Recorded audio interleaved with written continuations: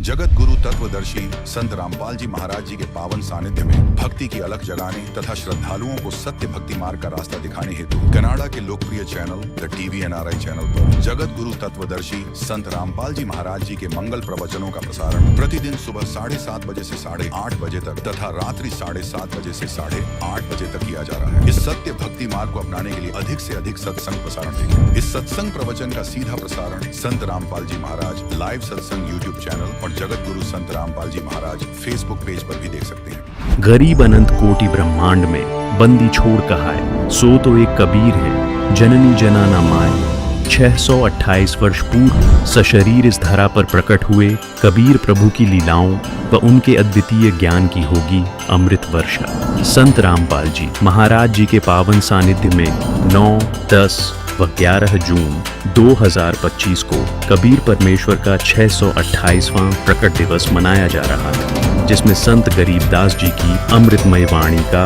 अखंड पाठ किया जाएगा। तीनों दिन विशाल व अटूट धर्म भंडारे का आयोजन किया जा रहा है, जिसमें देशी घी से बना प्रसाद वितरित किया जाएगा।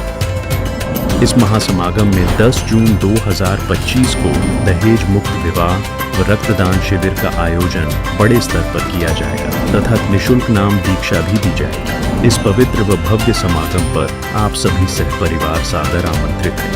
आयोजन स्थल सतलोक आश्रम, श्री धनाना धाम, सोनीपत, हरियाणा। अधिक जानकारी के लिए संपर्क करें +16 477 394 641। अवश्य देखिए इस महासमागम का सीधा प्रसारण दिनांक 11 जून 2025 को सुबह 7:30 से the TV NRI channel, Sant Rampal ji Maharaj live YouTube channel, Jagat Guru Sant Rampal ji Maharaj Facebook पर।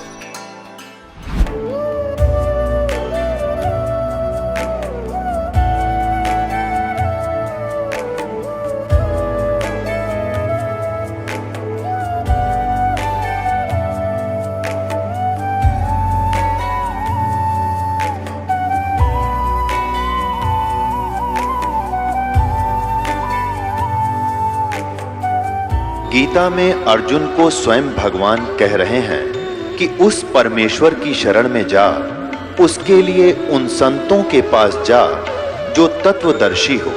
इसी प्रकार हजरत मोहम्मद को उनका अल्लाह कह रहा है कि कोई और पूर्ण परमात्मा है, उसको पाने के लिए उन तत्वदर्शी संत की तलाश कर। वो प्रभु कौन है, ये जानने के लिए कृपया अवश्य सुनिए जगत गुरु तत्वदर्शी संत रामपाल जी महाराज के अमृत वचन। नमस्कार दर्शकों, कभी ऐसा लगता है कि दुखों के साए में पूरी दुनिया घिर गई हो और कोई रास्ता न दिखाई दे। जसपुर उत्तराखंड की रहने वाली ज्योति जी का जीवन भी कभी ऐसे ही मुश्किल दौर से गुजर रहा था। उनका परिवार देवी देवताओं में विश्वास करता था, लेकिन एक दिन अचानक घर में प्रेत बाधाओं का साया मंडराने लगा। घर में अजीब घटनाएं घटने लगीं और धीरे धीरे यह स्थिति बेहद गंभीर हो गई। ज्योति जी के छोटे भाई पर प्रेत बाधा का असर हुआ और समय बीतते बीतते उनका भाई एक भयानक हादसे में मौत के मुंह में चला गया। इस दुखद घटना ने परिवार को पूरी तरह से तोड़ दिया, लेकिन इस कठिन समय में ज्योति जी को एक सच्चे संत का आशीर्वाद मिला, जिन्होंने उन्हें नाम दीक्षा दी। जैसे ही उन्होंने नाम दीक्षा ली, उनके जीवन में चमत्कारी बदलाव आया। परिवार की सारी परेशानियां समाप्त हो गईं और जीवन को एक नई दिशा मिल गई। आज उनका जीवन पहले से कहीं अधिक शांत और खुशहाल है। तो दर्शकों, ज्योति जी ने किस संत से नाम दीक्षा ली जिससे सारे दुख दर्द समाप्त हो गए? आइए सुनते हैं ज्योति जी की यह अद्भुत कहानी उन्हीं की जुबानी। नमस्कार जी। सर साहिब। क्या नाम है जी आपका? मेरा नाम ज्योति है। ज्योति जी आप कहाँ से हैं? मैं जसपुर उधम सिंह नगर उत्तराखंड से हूँ। ज्योति जी, संत रामपाल जी महाराज से नाम दीक्षा आपने कब ली? हमने नाम दीक्षा 13 अक्टूबर 2013 को ली। ज्योति जी, संत रामपाल जी महाराज से नाम दीक्षा लेने से पहले आप क्या भक्ति साधनाएं करती थी? मेरी दादी निरंकारी भवन में सत्संग से जुड़ी हुई थी, पंथ से, तो हम वहाँ पे उनके साथ जाते थे बचपन से ही। और हम बालाजी, मेहंदीपुर बालाजी जाना और ये गोगा मेड़ी जाना, यहाँ पे भंडारे करवाना और ये अन्य देवी देवताओं को भी मानते थे। और 16 सोमवार के व्रत करना, सभी चीज़ों में हम आस्था रखते थे। ये चोला चढ़ाना बालाजी को, ये सब हम करते थे सेवा जो नॉर्मल आज के टाइम में हिंदू समाज करता है। ज्योति जी, जैसे आपने बताया कि आप निरंकारी सत्संग में जाते थे और भी देवी देवताओं की पूजा आप करते थे, तो फिर आप संत रामपाल जी महाराज की शरण में कैसे आए? ये हमारा सौभाग्य बोलो। पहले मेरा सबसे छोटा भाई था, उसको जैसे हमें प्रेत बाधा सताती थी। हमारे पितृ बहुत परेशान करते थे। हमारे दादाजी की डेथ हो गई थी तो वो हमें बहुत परेशान करते थे। वो आते थे, जैसे कहते हैं ना बालाजी जाते हैं अपने दुख मिटाने के लिए। तो हम जब बालाजी गए हम बिल्कुल ठीक थे, हमें ऐसी कोई दिक्कत नहीं थी, प्रेत बाधा वगैरह कुछ नहीं थी। लेकिन जब हम वहाँ से आए तो हमारे साथ और प्रेत हमारे साथ आ गए हमारे घर में। फिर हम वहाँ से आए तो मुझ पे, मेरे भाई पे प्रेत बाधा होने लगी। हमारे दादा जी हमें परेशान करने लगे। फिर कुछ टाइम बाद मेरे चाचा जी ने सुसाइड कर ली थी, तो वो भी हमें परेशान करने लगे थे। भाई को भी परेशानी होती थी, मुझे भी परेशानी होती थी। इवन यहाँ तक कि हम इतनी भक्ति करते थे, हमारे घर में सब इतनी पूजा पाठ करते थे कि मतलब आस पड़ोस के भी लोग कहते थे कि मतलब आप लोग तो बहुत पूजा साधना करते हो, लेकिन तब भी हम परेशान थे। फिर मेरे भाई का जो सबसे छोटा वाला भाई था मेरा, तो उसकी एक्सीडेंट में डेथ हो चुकी थी। तो उसके 12 दिन बाद हमारे जो संत रामपाल जी महाराज जी के शिष्य हैं, उन्होंने हमें संत रामपाल जी महाराज के बारे में बताया और तब हम उनसे जाके वहाँ पे जुड़े। 13 अक्टूबर 2013 को हमने नाम दीक्षा ली। ज्योति जी, जैसे आपने बताया कि आपके बताए अनुसार आप पे दुखों का पहाड़ टूट गया था, तो क्या संत रामपाल जी महाराज से नाम दीक्षा लेने के बाद आपको कुछ लाभ भी प्राप्त हुए? सर, मैं आपको बता नहीं सकती कि हमें कितने लाभ हुए। जब मेरे भाई का एक्सीडेंट हुआ था तो उन्होंने मुझे 9 महीने बाद आके बता दिया था कि एक मृत्यु और होगी। तो मैंने अपने पापा को, जब तक हमने नाम दीक्षा ले ली थी गुरु संत रामपाल जी महाराज जी से, तो मैंने घर में बताया अपने मम्मी पापा को। तो हमने गुरु जी के यहाँ फ़ोन करके संत रामपाल जी महाराज जी से अरदास की कि परमात्मा ऐसे ऐसे सपने आ रहे हैं और हमारे घर के बाहर ना कोई मतलब करना कराना करके जा रहा है बार बार। तो परमेश्वर ने कहा कि आप परेशान मत हो और विश्वास रखो, भक्ति करते रहो। आज हम वहीं हैं जहाँ पे थे और परमात्मा की कृपा से इतने लाभ हुए कि किसी का बाल भी बाका नहीं हुआ और हमारा विश्वास और दृढ़ होता गया। ज्योति जी, और भी कोई लाभ मिले आपको?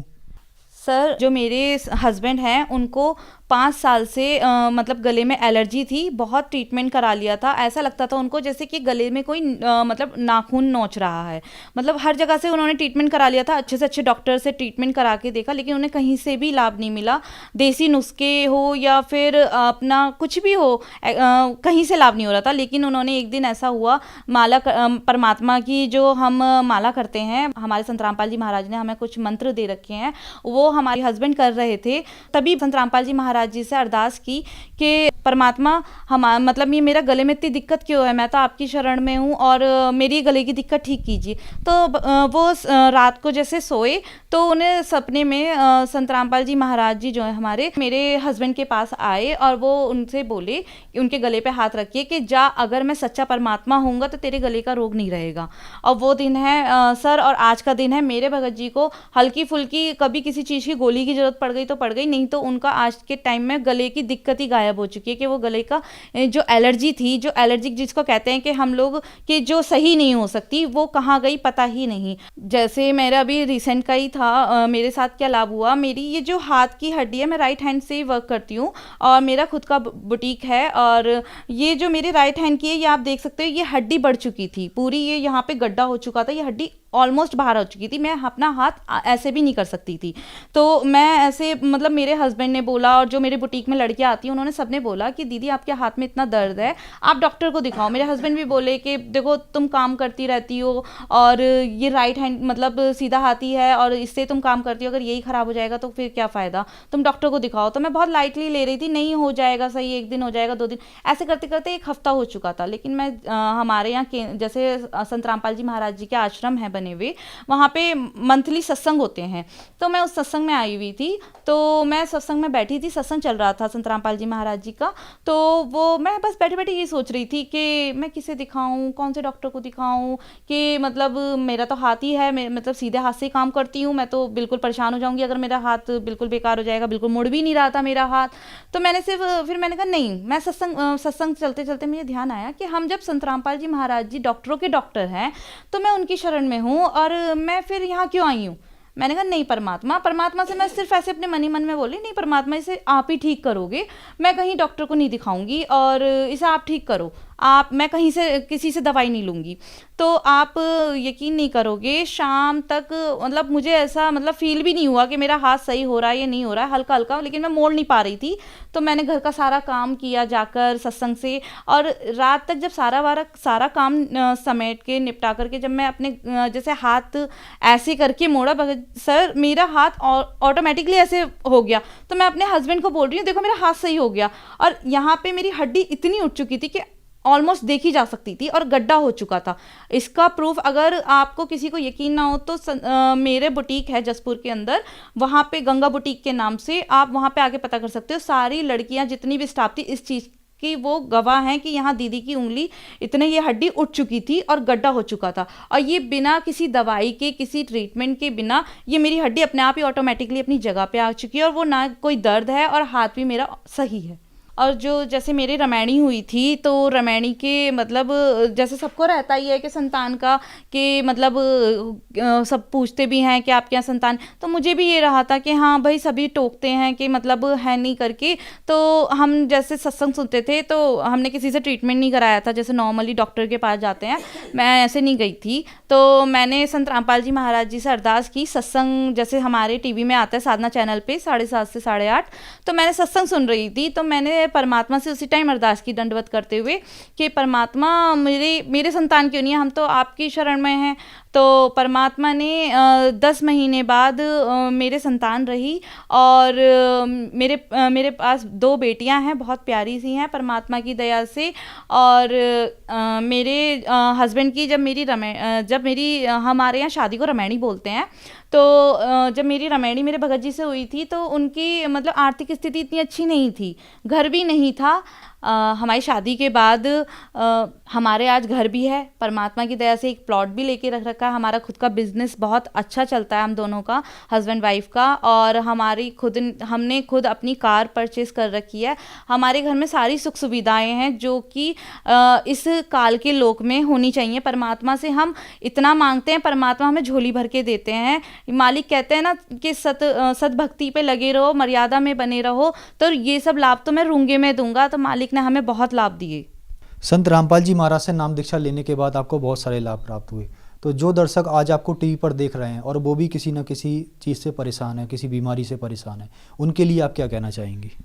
उनके लिए मैं यही कहना चाहूँगी, कुछ दबाववश या कुछ स्वार्थवश कोई जीव के स्वाद के लिए रुका हुआ है, सब हैं। मेरे परिवार में भी कुछ लोग ऐसे हैं जो जीव के स्वाद की वजह से संत रामपाल जी महाराज जी से नहीं जुड़ पा रहे। क्यों? क्योंकि हमारे गुरुजी जीव हत्या को और नशे को बिल्कुल मना करते हैं। इसी वजह से आज के टाइम में बहुत से लोग ऐसे हैं जो कि गुरुजी से नहीं जुड़ते, संत रामपाल जी महाराज जी से, कि भाई ये छुड़वा दिया जाएगा, ये छुड़वा दिया जाएगा, कि ऐसा नहीं है। जब देखो आप पे आपत्ति बनती है तो कोई याद नहीं आता और कोई साथ नहीं देता, सिर्फ परमात्मा साथ देते हैं। जब हमारी यहाँ तक बनती है ना, तब कोई नहीं दिखाई देता, फिर भगवान ही याद आता है कि ये परमात्मा बचा ले आके। तो मैं सभी से यही कहना चाहूँगी कि आइए, इस टाइम परमात्मा कबीर साहिब संत रामपाल जी महाराज जी के चोले में आए हुए हैं, कहीं देर ना हो जाए, आइए और नाम दीक्षा लीजिए और अपना कल्याण कराइए। कोई संत रामपाल जी महाराज से नाम दीक्षा लेना चाहता है, उनसे जुड़ना चाहता है, तो उसको क्या करना होगा? संत रामपाल जी महाराज जी से नाम दीक्षा विभिन्न चैनलों पे सत्संग आते हैं, उनके द्वारा ले सकते हैं। उसमें सत्संगों के नीचे जैसे साधना चैनल पे 7:30 से 8:30 तक सत्संग आता है, तो उसमें सत्संग के नीचे नंबरों की पट्टी आती है, आप उस पर कांटेक्ट कर सकते हैं। जब आपने संत रामपाल जी महाराज से नाम दीक्षा ली तो क्या कोई चार्ज लगा, कुछ पैसे देने पड़े आपको संत रामपाल जी महाराज से नाम दीक्षा लेने के लिए, किसी भी तरह का? ऐसा तो कुछ भी नहीं हुआ। जब हमने नाम दीक्षा ली थी परमात्मा स्वरूप संत रामपाल जी महाराज जी से, तो वहाँ पे 1 रुपया भी नहीं लगा। और बल्कि आपको वहाँ पे जब हम गए थे वहाँ पर ना, तो हमें खुद यकीन नहीं हो रहा था कि भंडारे के भंडारे चल रहे हैं संत रामपाल जी महाराज जी के आश्रम में।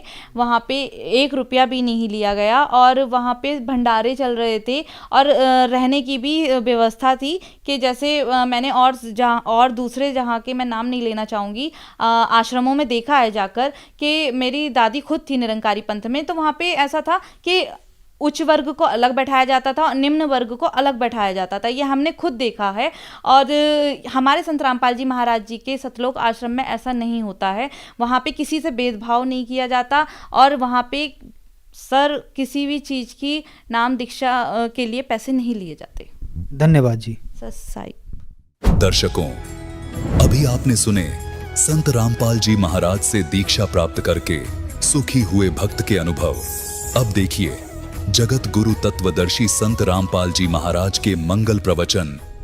ऐसे ही परमात्मा ने सुविधाएं जो आपको दी है। पहले हमने देखा गेहूं निकाला करते थे, फसल काट के एक एक महीने में 50-100 मन गेहूं मुश्किल से सेट होया करते। ऊपर पशु घुमाए जाते, एक किकर का झाड़ का छड़ा काट के पीछे बांध लेते, उसमें घुसाए जाते। हमने खुद कर रखे वो काम, हमारे पैर कट जाया करते थे उसमें घूमते घूमते। जब जाके कि तो गेहूं निकला करते, अरे 2 घंटे में काट लाऊं 100 क्विंटल गेहूं ने। तो वो समय जो बच गया कहाँ प्रयोग कर रहे हैं? राजनीति के गप्पे मार के, या कि तो टीवी पर आंख पाड़े देखे रहेंगे, बकवास सुनेंगे, या कि तो ताश खेल लेंगे। तो अब उस समय का सदुपयोग करना आपने। जो भगवान ने आपको ये अच्छी सुविधाएं दी है, ये इसलिए दी है कि मेरे बच्चे भी मालिक बचेंगे। और हमने टेंशन बढ़ा ली गणी, भजन करने के लिए टेंशन कम होनी चाहिए। तो हमने परंपराएं बढ़ा दी, थोड़ी सी सुविधा होगी। फिर ब्याह शादी में और बच्चा होने पर जलवा पूजे, कुआ पूजे, जो पूजन की चीज थी वो तो पूजते नहीं, कुआ पर माथा मारने जाए बता। तो इस प्रकार ये कहने का भाव ये है कि इस शिक्षा ने हमें कहां से कहां जा छोड़ा। अब जो मालिक ने आपको आवश्यक थी वो चीज दे दी,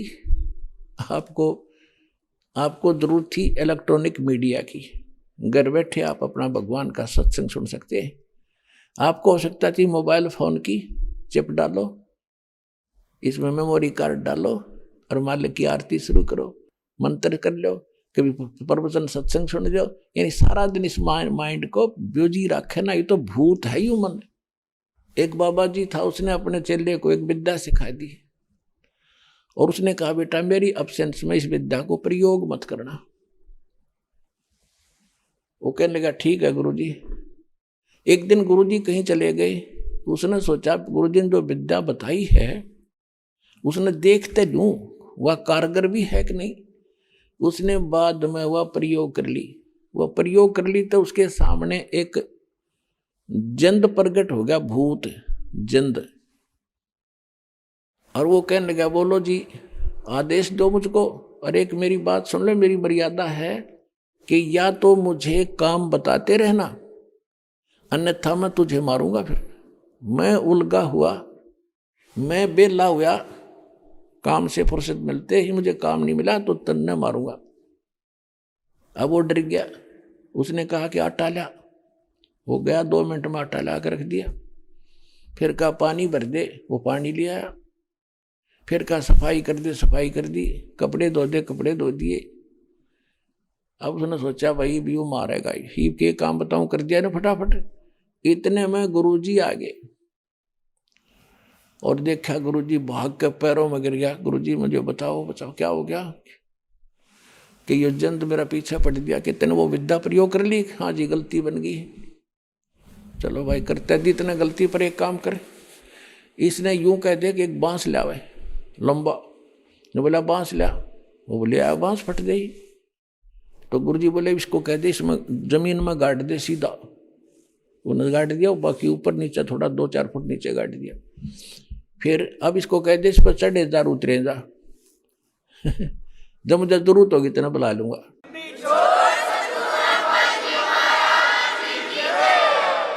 तो ये बन जो है, ये जंद है, भूत है, इसने इस राम नाम के बांस पे युदास ने गाड़ दिया। अरे इस पर चढ़ाए जाओ और उतरे जाओ। इसको ऊपर लाए रखना इस मन को, ना तो ये भूत है तुमने और कितना जाने कित ले जाएगा उठा के, ना वहां के को बंद करवा दे, आपको दुखी रखता। काम हो तो इसने बुला ले, यानी अपने काम धंधा कर ले, फिर राम नाम पे, इस राम नाम के बांस पे इसने चढ़ाए रखे, तब यो जीण देगा तुम्हें और काम भी खूब करेगा, ऐसी बात नहीं हो। तो इस प्रकार हमने ये जो करना था इस विद्या से, अपरमात्मा को ने आपको वो चीज देनी थी वो दे दी। अब ये वैज्ञानिक कितना घूमते रही हो, चांद दिन न छाण मारा, मंगल ग्रह पे न धक्के खा लिए, ये तो खाली खोखे पड़े, वो कख नहीं। कितने दर धक्के खा लिए ये। और वहां चले भी, वहां मान ले जाने में इनको कम से कम 10 वर्ष लगते हैं, और वहां कुछ पा भी गया तो वहां कौन गड्ढेगा क्या करेंगे उधर जाके, उन्हें रहने देंगे कोई वहां वाले। ये तो स्वर्ग के अंदर है, जो यहाँ से काफी दूर है, इनकी मशीनरी वहां नहीं जा सकती। और वहां देवताओं की टेक्निक इनसे बहुत तगड़ी है, इनको रास्ते में खत्म कर देंगे। तो वहां जाने का तरीका ये है। और हमने इनके स्वर्ग में जाना ही नहीं है, तो सारे खोखे एक दिन सब नष्ट होंगे, वहां जाकर भी वापस आना पड़ेगा। तो हमने वो स्थान खोज लिया है जहां भगवान बताया करते थे, तो वहां चलो सारे, तुम सभी वहीं थे। एक भगत कह रहा था जी सारे वहां चले गए, नाम लेने से पहले इसकी पत्नी नाम ले लिया, और वो नौका जी सारे सतलोक चले जाएंगे तो यहाँ कौन रहेगा, थोथा मुंह करके।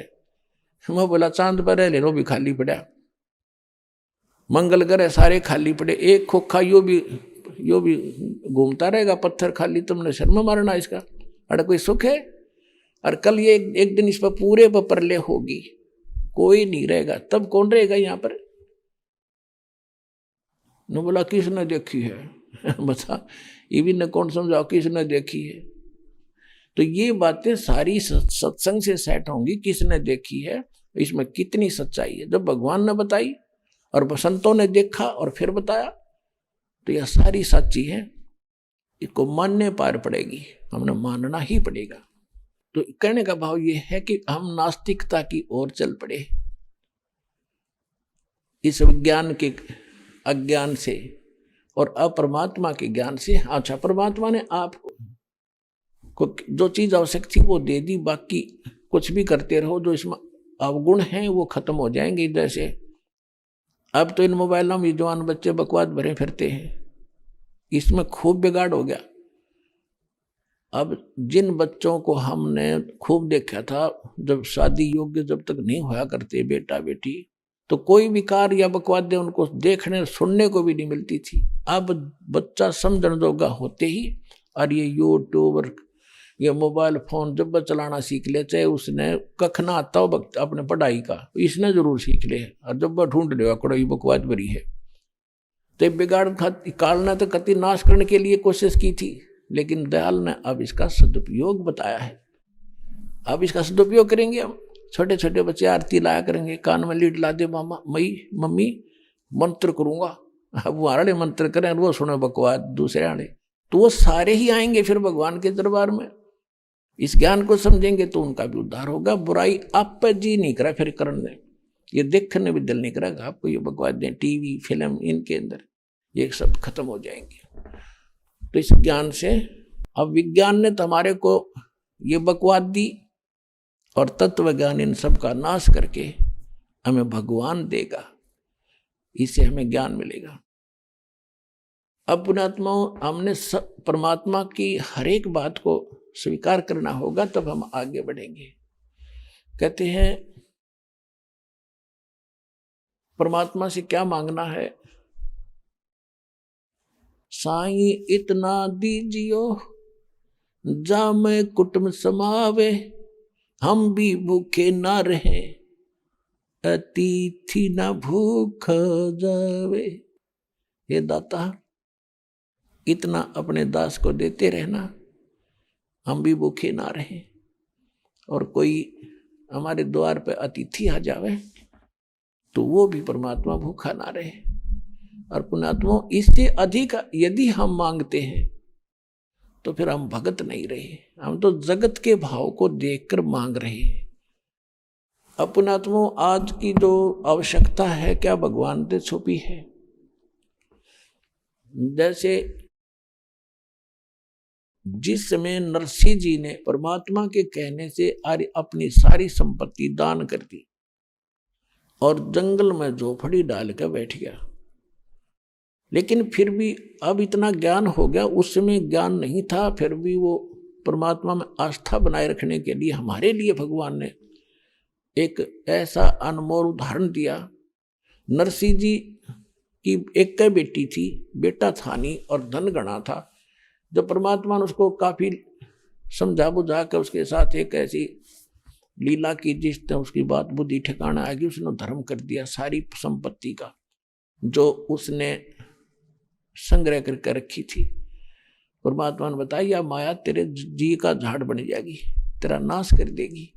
बच्चा तेरा नहीं, लड़की थी वो विवाह कर दिया, अभी चिपका बैठा नालायक किसके, तो उसका काफी झटका दिया जब जाके छुट्टी उसने नरक से। आप माया मांगने आते हो और परमात्मा अपने भगत को माया से दूर करता है। परमात्मा कहते मेरे संकेत पर माया चलेगी, जब मुझे प्रसन्न कर लेगा तब माया कहाँ पीछे जागी तेरे थे। 1 सेकंड में तेरा घर भर दूं, सब कुछ कर दूं, जब तू विश्वास करके चले, फिर उसका करेगा क्या? मैं उतना दूंगा तुझे जितना तुझे चाहिए, इससे फालतू नहीं अच्छा होता। अब नरसिंह जी जब उसकी ज्योति का ब्याह होया, लड़का था नहीं, स्वामी भाती बनकर जाने लगा। एक टूटी सी गाड़ी, 10-12 भगत बैठे उसमें 16। तो तब उसने भगवान आगे स्वयं मालिक, क्योंकि वो कृष्ण जी का पुजारी था, बाद में भक्तों ने उनको कृष्ण ही मान लिया। एक मिस्त्री का, जैसे लक्कड़ मिस्त्री होते हैं, जोड़े में आरी लंबी सी कसोले, वो बसोले से और सारा कुछ ले रहे, और कहने लगा भाई गाड़ी वाले मुझे भी बैठा ले, मैं तेरे साथ, मुझे भी आगे जाना है। उसी रास्ते में नाम बता दिया किसी गांव का। नरसिंह जी ने कहा जी बैठ तो लो, इससे कोई इतराज नहीं मिस्त्री जी, पर ये तो कंडम है, ऐसे लगता कि रास्ते में रह जाएगी, हमने भी पैदल ही जाना पड़ेगा। तब भगवान ने कहा कि मेरे तो क्या छुपा है भाई। तो यहाँ कहते हैं, एक यहाँ अपने लोकल लैंग्वेज में एक उनकी भक्ति का एक शब्द बना रखा है, गाड़ी आड़े मन बैठा ले, एक बेहो गाड़ी था भाई मैं हार लिया। भगवान आके खड़े हो गए कि एक गाड़ी वाले गाड़ी रोको, मुझे भी बैठा लो, मैं थका हुआ हूं। नरसिंह जी जब न्यों बोले, ये गाड़ी मेरी पुरानी है। नरसिंह जी जब न्यों बोले, गाड़ी मेरी पुरानी है। प्रभु जी जब न्यों बोले के मेरे ते छानी है। अब दास जो आपको बताना चाहता है, इतना ही बताऊंगा कि भगवान नरसिंह भगत कह रहा था कि मेरी ता गाड़ी टूटी फूटी पुरानी सी है, भगत बैठा तो लूंगा, मैं नाटता नहीं, पर ये सफल नहीं हो गया। तो भगवान ने बोले क्या मेरे से छुपा है, तुझे क्या दुख है? और फिर वह 1 मिनट में गाड़ी सेट कर दी और खुद ड्राइवर बन गया। बैलों को बैलना बात फेर दिया, तगड़े हो गए, बूढ़े बूढ़े दे रखे थे, मांगे ला रखे थे किसी तरह, और जा छोड़ा पल में उतर के चल पड़े, अगले भाई भक्तों तुम जाओ, मेरा काम आ गया। जब उन्होंने देखा रहा इतना सफर इतने समय में तय कर दिया, उतरे कि ये तो मालिक थे। तो कहने का भाव ये है कि साईं इतना दीजियो जा मैं कुटुंब समावे, हम भी भूखे ना रहे, अतिथि ना भूखो जावे। अब जैसे आज वर्तमान की आवश्यकता है, भगवान ने तो ये टेक्निक विज्ञान और कलयुग बनाया है, तो कलयुग में मशीन से ही सारा कुछ होगा। तो वो मशीन भगवान के लिए कोई बड़ी नहीं है जो अपने भगतान दे दे। किसी को मोटरसाइकिल की आवश्यकता है, किसी को कार की ही आवश्यकता है, केवल किस लिए? थोड़ा बहुत अपना रोजी रोटी के लिए, या बाद में मालिक के सत्संग में आने ले जाने के लिए बच्चों को। इसलिए मांगोगे तो घर घर में खड़ी कर देगा आपके न्यारी न्यारी सत्कर्मान लड़।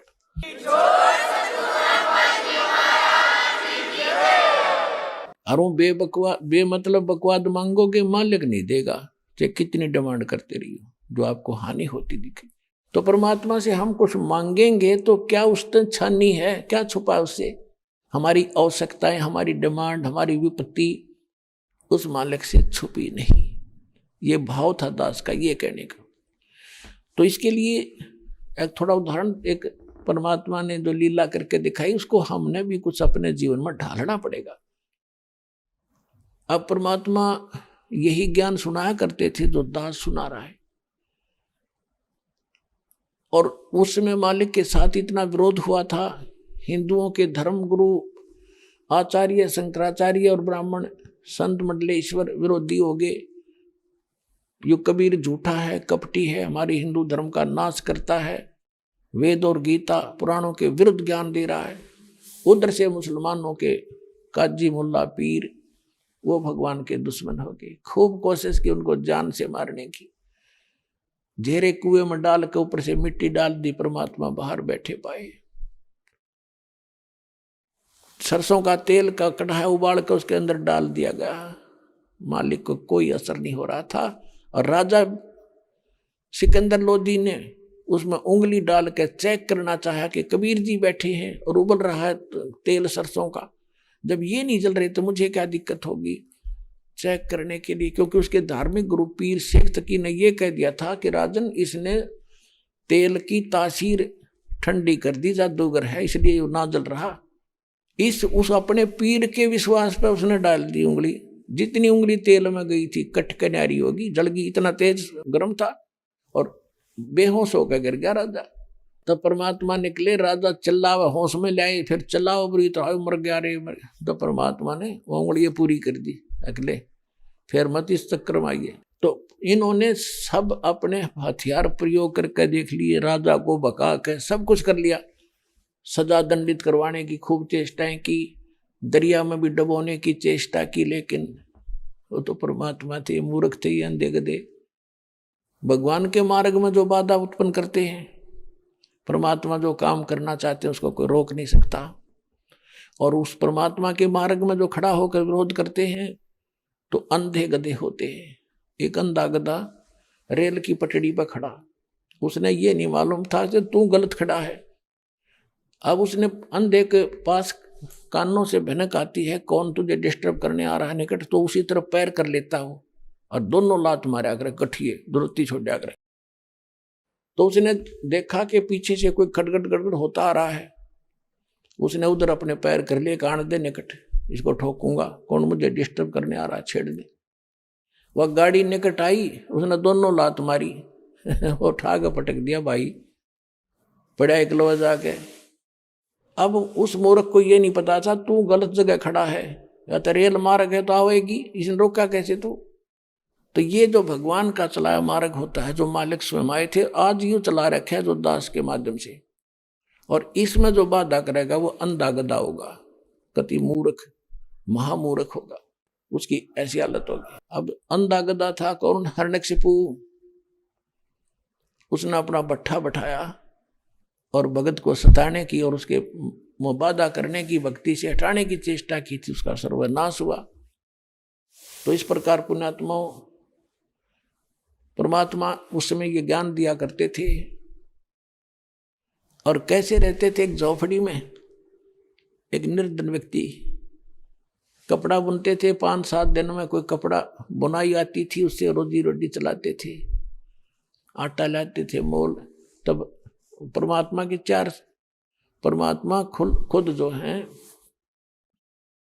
2 माता पिता 2 बालक और एक आप, 5 सदस्य थे, 2 बच्चे एक लड़का लड़की। परमात्मा ने मुर्दे जीवित किए थे किसी कारण से, ताकि ये कुछ समझ जान लोग, इससे कारण से मुझे मान ले आई एम गॉड। और 2 उनके मुंह बोले माता पिता थे, जो उनको कमल के फूल से, जहां मालिक सतलोक से आकर विराजमान हुए थे, अपने निज स्थान से आकर वहां से उठा लाए थे। तो एक गृहस्थी जीवन जीकर दिखा रहे थे कि भाई भगवान की भक्ति करने के लिए मानव शरीर मिलता है। इससे हटकर जो तुम यहाँ कोठी बंगले कार जोड़ कर जो तुम व्यवस्था बनाने की चेष्टा कर रहे हो, तुम्हें ज्ञान नहीं यहाँ का। और जब आपको ये ज्ञान होगा कि तुम रह कहाँ रहे हो और ये लोक है जहां तुम व्यवस्था बना रहे हो, उसके विषय में हमें बताया करते थे। सर्व सोने की लंका थी वह रावण से रणधीरम, एक पलक में राज बिराजी जम के पड़े जंजीरम। जो सद भक्ति नहीं करते उनका कोई जो है जीने का यहाँ कोई सहारा नहीं है। अब क्या बताते, जैसे किसी के पुत्र नहीं है तो वो यूं सोचे भगवान एक पुत्र हो जाए, मेरा वंश चल जाए, मेरी वंश बेल चले। परमात्मा कहते क्या मांगू कुछ ठिर ना रहा, ही देख नैन चला जग जाई। 1 लाख पूत 1.25 लाख नाती, 1 लाख बेटे थे रावण के, और 1.25 लाख एक से एक तगड़े तगड़े उसके पहलवान और धनवान रिश्तेदार रिलेटिव थे। और आज उस रावण का कोई दीपक लाने वाला नहीं, 1 लाख के पिता के पुत्रों में से एक भी नहीं बचा, क्योंकि सत भक्ति ना करने से कभी भी बिजली गिर जाएगी, पूरा कुल नाश हो सकता है। तो कहते हैं उस रावण का कोई दीवा लावणिया नहीं है जिसका 1 लाख बेटे थे, तुम एक का बेटा जो सोचो मेरा कुल चल जाएगा। ऐसे लोक में और बड़ी बात करते हैं। कोई भी गांव बसा है, 1 या 2 लोगों से, व्यक्तियों से वो पूरा गांव बस गया, उसका कुल है वो। और वो खुद कहाँ है, मन ना जाने कि गधा बन के घूम रहा हो, वो कुल के काम आया उसके। परमात्मा कहते हैं कुल करने के कारण अंसा गया बेगो, और जब यू कुल के कर लेगा तू 4 पाया का हो।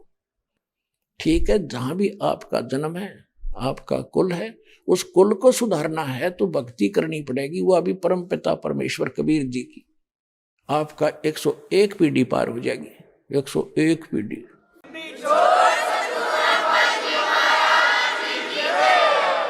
फिर परमात्मा कहते हैं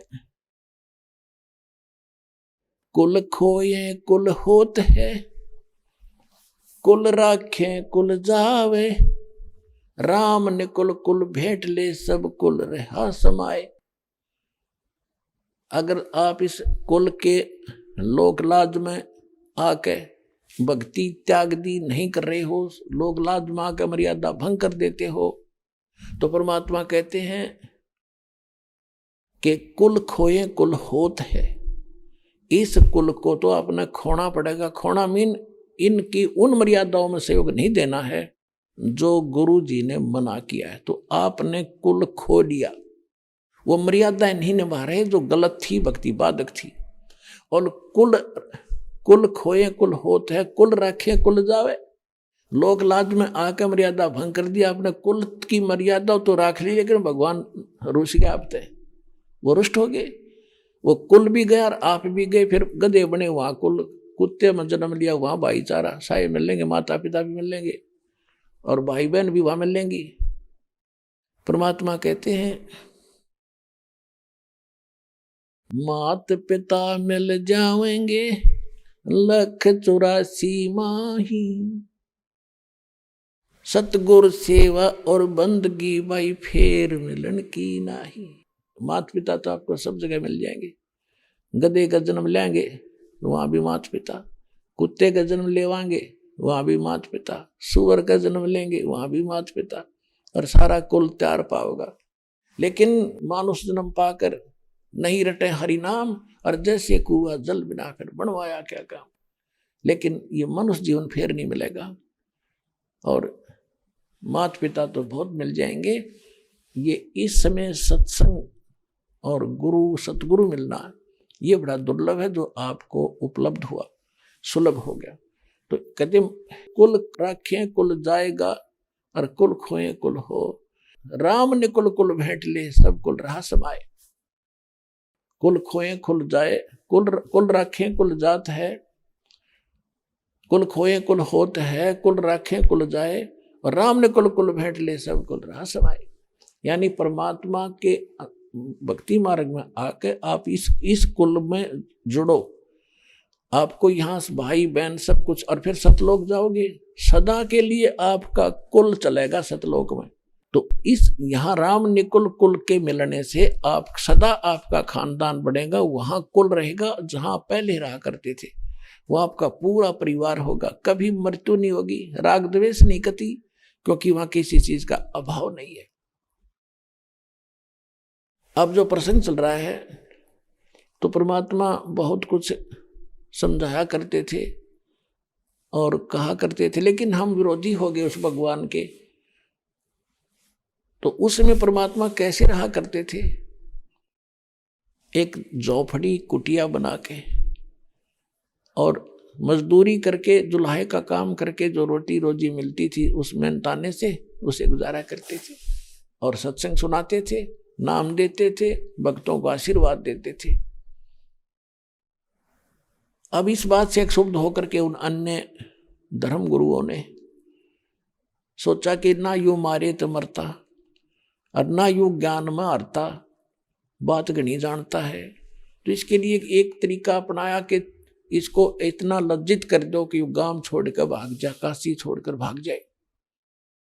उन्होंने झूठी चिट्ठियां डाल दी। उन चिट्ठियों में लिख दिया पत्रों में कि कबीर जी भंडारा करेंगे, कबीर पुत्र नीरू, काशी नगर बनारस, 3 दिन का भंडारा होगा और प्रत्येक भोजन के उपरांत एक दोहर देगा, एक असरफी देगा सोने की, 10 ग्राम सोना। और सब साधु संतों के डेरों में, मंडलेश्वरों के डेरों में, छोटे मोटे गांवों में, तो ये तो डेरे वाले ये लालची हुआ करे। तो उन्होंने पता चला कि भाई कमाल का भंडारा, कोई बड़ा सेठ है, प्रत्येक भोजन के बाद दोहर देगा। दोहर बहुत बड़ी कीमती चीज हुआ करती, कंबल जैसी। आजकल जो बहुत बढ़िया कंबल हो वो समझ लो, उसमें दोहर कहा करते उसको। और वो बनी होती थी खद्दर से ही बनी होती थी। तो सब ही लिया अपने, सारे मंडलेश्वर जितने डेरे आड़े थे, किसी के पास 1000 चेले थे, किसी 200 थे, किसी 500 थे, जगह जगह डेरे बना रखे, वहां छोड़ रखे थे, सारे ले आए। 18 लाख वो साधु संत आ गए इस लालच में कि भंडारा खावांगे। और सारे चिल्लन ले आए कि सारे दौर मिलेगी, सब नसरफी मिलेगी, सारी गुरु जी को वो देंगे, वो कहाँ ले जाएंगे। वो गुरु जी इस चक्कर में कति को बीमार समार डुल्ला लंगड़ा था, उसने भी ले आए साथ में अंधा काना। तो 18 लाख आदमी चिट्ठी ले रहे वहां इकट्ठे हो गए। रविदास जी सुबह सुबह जाया करते थे सैर सपट्टे को। रविदास जी और कबीर परमेश्वर जी अधिकतर इकट्ठे रहते थे। रविदास जी चमार जाति में थे, कबीर साहब दुल्हा जाति में थे, प्रगटे थे। तो वहां रविदास जी ने देखा इतनी जनता खड़ी, साधु संत कि आज क्या हो गया इस काशी में भाई, इतनी जहां देखा बंदे बंदे, आदमी आदमी। रविदास जी ने पूछा उन साधु संतों से कि कैसे आए हो महाराज। कहने लगे यहाँ, अरे काशी वार को उनको बहुत तन पूछ लिया था पहले, कैसे आए हो कैसे आए हो। रविदास जी भी पहुंच गए इसी समय। तो कहने लगे काशी वाले तुम कौन सी दुनिया में रहते हो, तुम्हें पता नहीं हम इतनी दूर से आ गए, क्या भंडारा हो रहा है। परमात्मा रविदास जी ने पूछा भी कौन दे रहा है, कि कबीर पुत्र नीरू। देख परमात्मा ने पूछा कोई तुम्हारे पास पत्र है, कहाँ है, देख ये रहे पत्र। रविदास जी अनपढ़ थे कि भी जो इतने कॉन्फिडेंस से सारे बता रहे हैं तो बात तो सच्ची है यार। अब वो तुमको तो पता था कि किसी जालिमों का किया हुआ जुल्म है हमारे परमात्मा पर। उसी से में वापस आ गए, कित के फरेसों थे वो। पहुंच गए कबीर परमेश्वर की कुटिया में और जाकर कहा कि महाराज आज तो काशी छूटेगी। बहुत बुरा हाल हो गया। क्या हो गया भाई, क्या हो गया भक्त। हे महाराज, हे महात्मा जी क्यों चिंतित हो गए। कबीर साहब बोले, बोला जी चिंता का विषय हो गया। और क्या बात है कि पता नहीं अनगिन आदमी आ रहे हैं बाहर, साधु संत, और सबके हाथ में चिट्ठी है और ये दुष्टों ने लिख रखी है, दिखा इन्हें कर दिया काम इन ब्राह्मणों ने और काजी मुल्लाओं ने मिलकर। और ये लिख रखा है कि 3 दिन का भंडारा होगा और एक मोहर, एक प्रत्येक खाने के बाद दोहर देंगे और एक सोने की असरफी देगा। ये उन्होंने कह रखा है। अब कबीर साहब बोले भाई रविदास जी बैठ जाओ और सांकड़ बंद कर ले, अंदर से कुंडी ला ले और भीतर बैठ जा। ये शाम होने दे आज क्यों करे, मैं छोड़ गया काशी, मैं तो चला जाऊंगा अपने बच्चा न माता पिता न लेकर। ये कोई ना जीने दे, मुझे जीने नहीं दे, मैं इनको भले कहूँ, ये मेरा बुरा करने पर उतरे हुए, मैं इनके भले के लिए कह रहा हूँ। रविदास बैठ जा। रविदास जी बैठ गई बाहर, कैसे जा, आग लगी पड़ी। परमात्मा गरीबदास जी ने लिखा है कि वहां तो बैठे हैं, वचन कर भाई भगवान विपता टाड़ा करे। हमें शिक्षा देते हैं दाता कि ऐसे समय मालिक याद करो, कदे उस समय माँ ने याद करो और बाबू ने, कोई मदद नहीं होगी, मालिक याद करो। उधर से दूसरा रूप बनाया परमात्मा, पहुंचे सतलोक में, संदेश भेज दिया कि तैयार करो। अभी आपने सुने संत रामपाल जी महाराज के मंगल प्रवचन।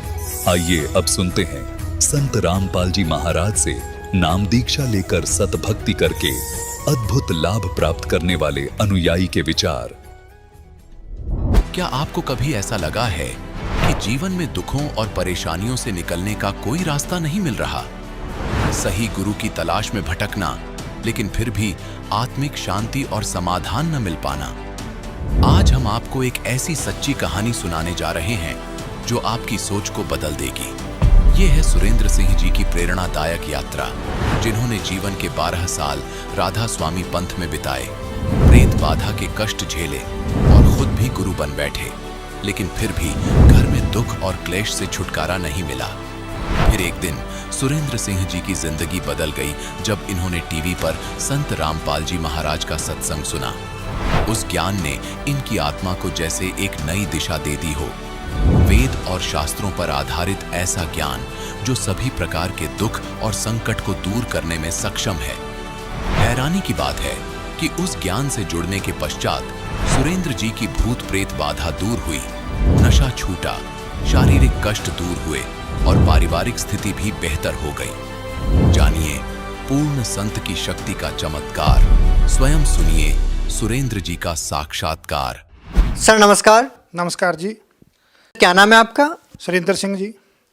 सुरेंद्र सिंह जी, कहाँ से आए हैं आप? हम पंजाब से आए हैं, पटियाले से। सर, संत रामपाल जी महाराज जी से नाम दीक्षा लेने से पहले आप क्या भक्ति साधना करते थे? हम सर पहले तो 2001 में ठाकर सिंह जी की भक्ति करते थे और उससे बाद 2010 में हमारे को पीर ने घेर लिया। हमने पीर की चाकरी की, 3-4 साल हमने चाकरी की पीर की।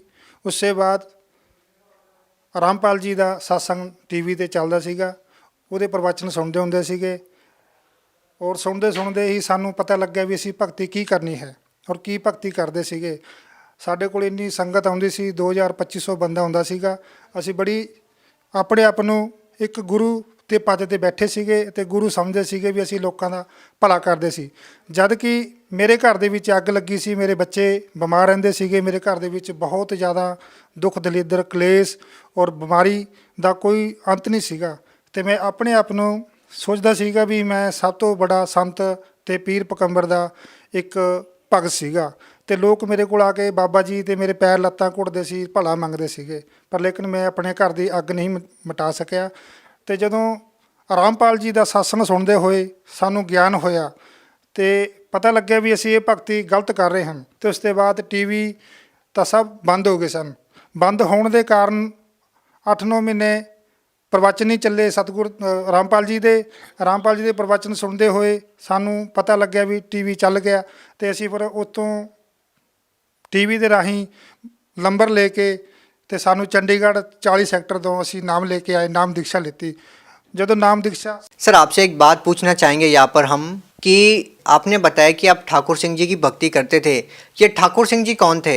सन ठाकुर सिंह राधा स्वामी की एक शाखा है, जद कि सन सामण सिंह जी के चेले सन ਤੇ ਉਹਨਾਂ ਦੀ ਗੱਦੀ ਪ੍ਰਣਾਲੀ ਦਿੱਲੀ ਤੋਂ ਇੱਥੇ ਬੱਦੀ ਆਈ ਸੀ। सर आपने ठाकुर सिंह जी महाराज से नाम दीक्षा लेकर के कितने साल तक भक्ति की? सर ठाकुर सिंह जी नाम दीक्षा लेके हमने 12 साल भक्ति की। हमारे को कोई लाभ नहीं होया उससे और ना ही हमारे पीर ते छटकारा होया उस भक्ति से। सर आपने बताया कि आप खुद एक संत पद के ऊपर बैठे थे, काफ़ी सारे शिष्य भी आपको फॉलो करते थे, आपसे लाभ भी प्राप्त करते थे आपने बताया, लेकिन आपके खुद के ही घर में बहुत सारी समस्याएं हो गई थी। इसका क्या कारण मानते हैं आप? उसका सर ऐसे था, हमारे को ज्ञान तो है नहीं था, हमारे को ये नहीं पता था हमारे में क्या आता है। बोलता था पीर आता था, पीर आकर आता लोगों में भला कर जाता था। हमारे घर में इतना नर्क छोड़ जाता था, हमारे को सारी दिन सफाई करनी पड़ती थी, बच्चे को सामना पड़ता था, बीमारी बहुत ज़्यादा थी। हमारे को कोई तत्व ज्ञान नहीं था और कोई पता नहीं था भक्ति कैसे करनी है। वो आता था, हमारे को नचाता था, हमारे को पीटता था, पीट के चला जाता था, तो चलो हमारे लोगों का भला कर देता था। जो राधा स्वामी पंथ है वो बहुत ज़्यादा पुराना पंथ है और काफ़ी लोग उनसे जुड़े हुए भी हैं, तो आपको ऐसा क्यों लगता है कि राधा स्वामी पंथ में आपको लाभ नहीं मिल रहा था? सर ऐसे वो मंत्र में को ताकते नहीं है, वो मंत्र नहीं थे, वो वेद शास्त्र की भक्ति देते थे, वो बिना वेद से भक्ति देते थे, वो मंत्र देते थे, ओंकार आरंकार सोहंग सतनाम, उसमें कोई भला नहीं होता था। हम 2.5 घंटे बैठ के भी देखा, जो अगर शक्ति होती तो हमारे को पीर क्यों फटते, हमारे को पीर क्यों नहीं जाते थे, हमारे को जब सच्ची भक्ति होती तो हमारे को पीर आता था। अगर हम भक्ति करते थे हमारे को पीर ऊपर चढ़ के बह जाता था, हमारा अँख में पानी चलता था, मुंह खुल जाता था, तो हम भक्ति से होते थे हे प्रभु इसको दूर करो। अब दूर नहीं कर पाए तो हमने फिर उसको रामपाल जी का ज्ञान सुनने से बाद हमने जो सत्य भक्ति ली तो हमारे को पीर से बहुत बड़ी राहत मिली हमारे को। सर, संत रामपाल जी महाराज जी की ऐसी कौन सी बातों ने आपको प्रभावित किया कि आपको लगा कि संत रामपाल जी महाराज जो आपके जो दुख हैं, जो दर्द हैं आपके, उनको दूर कर सकते हैं?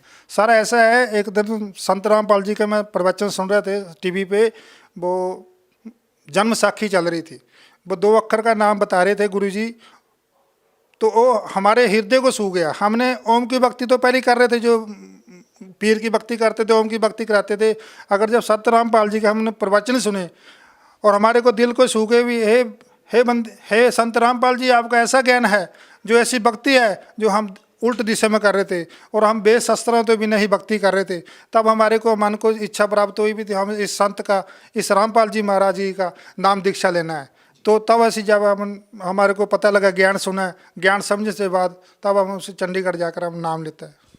सर, हम आपसे ये जानना चाहेंगे कि लोगों को ज्ञान और समाधान दोनों चीज़ चाहिए, लेकिन हम आपसे जानना चाहेंगे कि ज्ञान तो आपने बताया कि सही और वास्तविक ज्ञान आपको मिला, क्या आपको जो समस्याएं थी, आपको जो पीड़ाएं थी, क्या ये जो साधना करने से संत रामपाल जी महाराज जी ने जो मंत्र आपको करने के लिए दिए, उन मंत्रों की साधना करने से आपको लाभ मिले? जी आपका बहुत अच्छा क्वेश्चन है सर। ऐसा है सर, जब हम संत रामपाल जी महाराज जी से भक्ति ली है, हमारा जिस दिन भक्ति ली है हमारा उतने से ही लाभ होने शुरू हो गए। अगर जो पीर बोलता था ना, अभी तुम्हारे सिर चढ़ के मैं भक्ति कराता हूँ, अगर पीर बोला अभी आपका गुरु सच्चा मिल गया, अभी मैं तुम्हारे से जा रहा हूँ, अब सच्ची भक्ति करना, हमारे से उतने से ही जिंदगी और परिवार में सुख शांति हो गई है। क्या उस दिन के बाद आपको घर में कोई पीर या भूत प्रेत दिखाई नहीं दिया? भगत जी, उदन के बाद ना कुछ सपना आया, ना कुछ दिखाई दिया, और मेरे घर में इतनी शांति आप जाके देख सकते हो, बहुत सुख शांति है। जो संगत आती थी वो हमारे घर पे देखते हैं अभी वक्त क्या कर रहा है, हम संत रामपाल जी की भक्ति कर रहे हैं। सर, और कोई लाभ बताना चाहेंगे संत रामपाल जी महाराज जी से नाम दीक्षा लेने के बाद? सर लाभ तो इतने हैं, आप बोलेंगे अब थक जाएंगे। लाभ तो इतने हुए, बंदी छोड़ के पहले तो हमारे जो पीर बदा थी वो ठीक हुई, उससे बाद हमारे घर में बीमारी थी बहुत ज़्यादा, वो ठीक हुई, उससे बाद हमारे से कर्ज था बहुत ज़्यादा, हमारा कर्ज बहुत ठीक हो गया।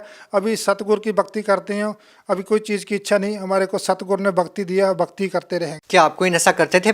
सर नशा तो हमारे खानदान में नहीं है और ना ही हम नशा करते हैं। सर, एक और बात आपसे जानना चाहेंगे, कहीं ना कहीं लोगों के जहन में ये भी सवाल होगा कि आप एक सिख हैं और एक सिख होकर के आपने संत रामपाल जी महाराज जी से नाम दीक्षा ले ली, क्या कोई धर्म परिवर्तन या कोई इस टाइप की बात? सर ऐसे है, रामपाल जी महाराज जी गुरु ग्रंथ साहब के मुताबिक भक्ति कराते हैं और गुरु ग्रंथ साहब की बहुत कदर करते हैं। हम सच्चे सिख गुरु ग्रंथ साहब को मान के हम उसी के आधार पे गुरु ग्रंथ साहब की भक्ति करते हैं। सर, संत रामपाल जी महाराज के बारे में आप और क्या कहना चाहेंगे? सर ऐसे है, जो रामपाल जी महाराज दीक्षा लेता है, पहला गल तो ये है अभी नशा मुक्त हो जाता है और दाज नहीं लेता, बुराइयाँ छोड़ देता है और निंदा चुगली छोड़ देता है और सच के मार्ग पे चलता है। जो संत ऐसे कर्म से छुटकारा कराता है, अगर चढ़ाता है तो पृथ्वी पे इतने संत हैं तो क्यों नहीं चढ़ाते? इतने सेंटर खोले हुए हैं, इतने सेंटर खोले हुए में भी हम नशा मुक्ति कराते हैं। पूरे पृथ्वी पे एक संत रामपाल जी है जो नाम दीक्षा दे के और नक्शा मुक्ति ते और दाज ते बुराइयां ते सारे तो छुटकारा कराते हैं। सर, 12 साल आपने राधा स्वामी पंथ में भी बिताए हैं, इतने सारे लोग वहाँ पे जुड़े हुए हैं, क्या वो गलत हो सकते हैं? सर ऐसे वो ज्ञान ही नहीं है, जो भक्ति देते हैं वो कहते हैं अक्खा मीचो आपको क्या दिखेगा, हमारे को दिखे कुछ नहीं। किसी को हनुमान दिखाते हैं, किसी को देवी दिखाते हैं, किसी को कुछ दिखाते हैं, पर कुछ नहीं दिखा सकते। वो कहते हैं कि अगर आप सच्चे मन से भक्ति करेंगे तो आपको जरूर दिखाई देगा। भक्त जी वो सच्ची भक्ति नहीं है। हमारे को संत रामपाल जी की भक्ति लेने से बाद पता चला है भी ये भक्ति क्या है, ये क्या है। हमारे को पहले नहीं पता था। हमको गुरु तो पंजाब सिख लॉन्ग में तो गुरु अच्छा समझते नहीं, गुरु बनाओ, पर लेकिन हम गुरु बनाया था, पर लेकिन हमारे को इतनी नॉलेज नहीं थी भी गुरु कैसा होना चाहिए और गुरु की भक्ति कैसी कराते हैं। लेकिन राधा स्वामी पंथ से आप लोगों को ऐसा क्यों नहीं लगता कि इतने सारे लोगों के जुड़ने के बाद भी इतना पुराना वो पंथ है? और संत रामपाल जी महाराज सही भक्ति बता रहे हैं। सर ऐसी कौन सी बातें हैं जो राधा स्वामी पंथ में और संत रामपाल जी महाराज जी की बातों में मैच नहीं करती?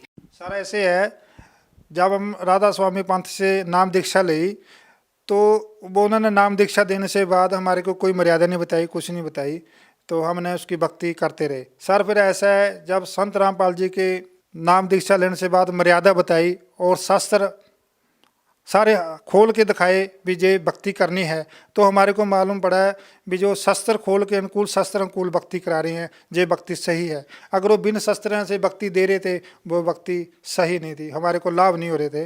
तो संत रामपाल जी की भक्ति मर्यादा से और शस्त्र अनुकूल भक्ति करा रहे हैं। कबीर साहब को बता रहे हैं भी परमेश्वर है, वो साडा कबीर साहब पूरा गुरु है और संत रामपाल जी दी दीक्षा दे रहे हैं। जो संत रामपाल जी की भक्ति करने से 2 साल में लाभ हुए हैं और 10 साल में राधा स्वामी पंथ में व्यतीत करे हैं तब नहीं हुए, और पीर की भक्ति करी तब नहीं हुए, जैसे 2 साल में संत रामपाल जी की भक्ति करने से लाभ हुए हैं मेरे को। और इतना सुख दिया दाते ने और नरक से निकाल के स्वर्ग में बिठा दिया, और मेरा आज भी घर सतलोक जैसा बना हुआ है। और जितना भी माल के पहले हम दाने दाने से मुताज थे, अभी मेरे घर में इतने दाने हैं, चाहे 100 बंदा के रोटी लंगर छक लिया गुरु जी का, वो इतनी दया बंदी छोड़ने दी है।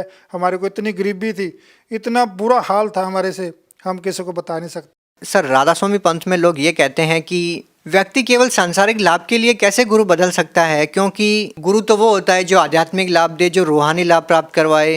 केवल सांसारिक लाभ प्राप्त करने के लिए आप गुरु कैसे बदल सकते हैं? सर ऐसे है, जब आपको कोई तकलीफ हो, ठीक है सर, आप अपने गुरु पे जाते हैं तो हमारा गुरु ठीक कर देगा। अगर जब गुरु ठीक नहीं कर पाएगा भक्ति कैसे कर पाओगे? ठीक है ना सर। ऐसे है भी हम गुरु भी मानते हैं और दुखी भी रहते हैं। सर गुरु तो पूरा होना चाहिए ना, जो हमारे को ठीक करे और लाभ दे, तभी हम भक्ति कर सकते हैं। मान लो आपको कैंसर हो, अगर कैंसर हो तो गुरु पर जाए, गुरु ठीक नहीं कर पाएगा, हम कैसे भक्ति करेंगे? गुरु तो हमारा पूरा होना चाहिए ना, और भक्ति अनुकूल भक्ति करा के दे और मंत्र भक्ति कराए तो तब ठीक हो जाएंगे, तभी भक्ति करेंगे, तभी हम गुरु के गुण गाएंगे। ठीक है सर। सर भगत समाज को आप क्या संदेश देना चाहेंगे?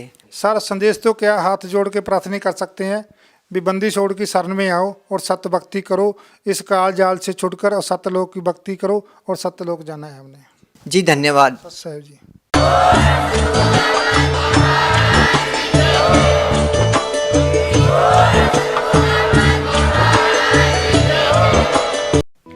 आप सुन रहे थे जगत गुरु तत्वदर्शी संत रामपाल जी महाराज के मंगल प्रवचन। अधिक जानकारी के लिए संपर्क करें।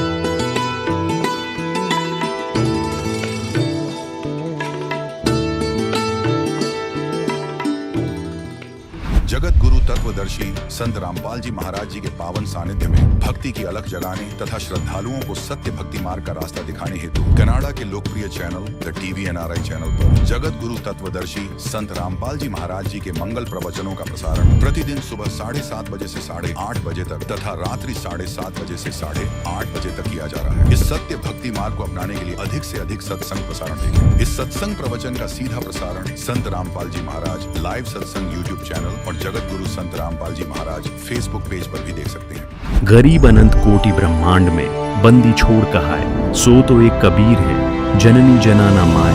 628 वर्ष पूर्व सशरीर इस धरा पर प्रकट हुए कबीर प्रभु की लीलाओं व उनके अद्वितीय ज्ञान की होगी अमृत वर्षा। संत रामपाल जी महाराज जी के पावन सानिध्य में 9, 10 व 11 जून 2025 को कबीर परमेश्वर का 628वां प्रकट दिवस मनाया जा रहा है, जिसमें संत गरीबदास जी की अमृतमय वाणी का अखंड पाठ किया जाएगा। तीनों दिन विशाल व अटूट धर्म भंडारे का आयोजन किया जा रहा है, जिसमें देशी घी से बना प्रसाद वितरित किया जाएगा। इस महासमागम में 10 जून 2025 को दहेज मुक्त विवाह व रक्तदान शिविर का आयोजन बड़े स्तर पर किया जाएगा तथा निशुल्क नाम दीक्षा भी दी जाएगी। इस पवित्र व भव्य समागम पर आप सभी सह परिवार सादर आमंत्रित हैं। आयोजन स्थल सतलोक आश्रम, श्री धनाना धाम, सोनीपत, हरियाणा। अधिक जानकारी के लिए संपर्क करें +16 477 394 641। अवश्य देखिए इस महासमागम का सीधा प्रसारण दिनांक 11 जून 2025 को सुबह 7:30 से the TV NRI channel, Sant Rampal ji Maharaj live YouTube channel, Jagat Guru Sant Rampal ji Maharaj Facebook पर